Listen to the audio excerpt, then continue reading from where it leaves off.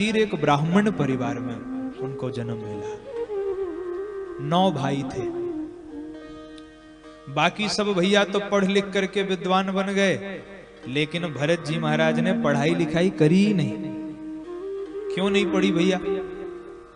बोले भरत जी ये सोचते हैं कि पढ़ाई लिखाई किस लिए होती है।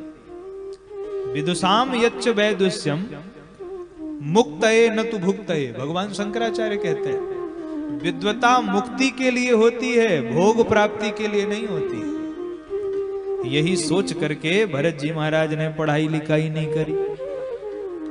पिता पढ़ा पढ़ा के हार गए, और जब भरत जी ने पढ़ाई नहीं करी तो उनका नाम रख दिया जड़ भरत।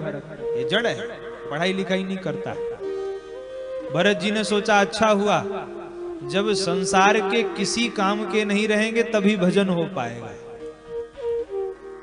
ये कटु सत्य है। जब तक हम संसार के काम के होंगे तब तक संसारी हमारा साथ छोड़ेंगे ही नहीं, और जब संसार के किसी काम के नहीं रहेंगे तो अपने आप सब छोड़ छोड़ चले जाएंगे। फिर करो भगवान का भजन। अब जड़ भरत जी भगवान का भजन करने लगे। भाइयों ने खेत की रखवाली में उनको नियुक्त कर दिया। अब गायें आई फसल को चरने के लिए, और गायें फसलों को चरने लगी, और जड़ भरत जी सोच रहे हैं वाह मेरे राम जी कितने प्रेम से भोग लगा रहे हैं। जड़ भरत जी का तो भाव ही इतना सुंदर है, मानो वो सोचते हैं कि जब खाने वाले राम खिलाने वाले राम तो रोकने का क्या काम।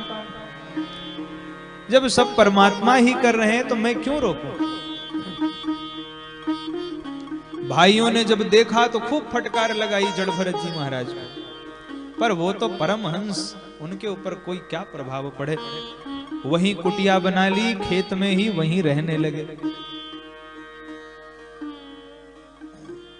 एक डाकू था, उसने एक मनौती मानी थी, और वो अगर पूर्ण हो जाएगी तो उसने कहा था हम किसी की बलि चढ़ाएंगे।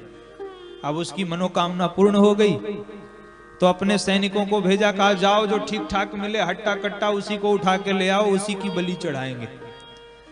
अब सैनिक सब आए उसके, और उन सैनिकों को जड़ भरत जी महाराज दिखाई पड़ गए। मोटा ताजा शरीर। सैनिकों ने पकड़ लिया, बोले चलो, और लेकर के सब डाकू के पास लेकर के आए। पहले तो खूब खिलाया पिलाया गया उनको विधिवत, और खिलाने पिलाने के बाद डाकुओं ने कहा कि अब लेट जाइए महाराज। जड़ भरत जी ने कहा भैया अब क्या करोगे। तो जो डाकू था उसने कहा अब आपकी बलि चढ़ाई जाएगी। तो जड़ भरत जी महाराज परेशान नहीं हुए, उन्होंने सोचा हो सकता है इतने ही समय का जीवन रहा हो, तो लेट गए। और जैसे ही उस डाकू ने तलवार निकाली, वैसे ही सामने भद्रकाली की प्रतिमा थी, और सहसो चाट शैव देवी भद्रकाली। भद्रकाली उस प्रतिमा से प्रकट हो गई। मानो भद्रकाली ने विचार किया कि आज ये अज्ञानी एक ब्रह्म ज्ञानी की बलि चढ़ाना चाहते हैं। तुरंत काली मैया प्रकट हो गई, हाथ से तलवार छीन ली, और सब डाकुओं का सिर धड़ से अलग कर दिया। बोलिए काली मैया की जय। इस प्रकार काली मैया ने रक्षा करी। अब जड़ भरत जी महाराज ने खूब धन्यवाद दिया, माता जी बड़ी कृपा करी आपने, वरना ये तो प्राणी ले लेता अभी। जड़ भरत जी महाराज वहां से आगे चले।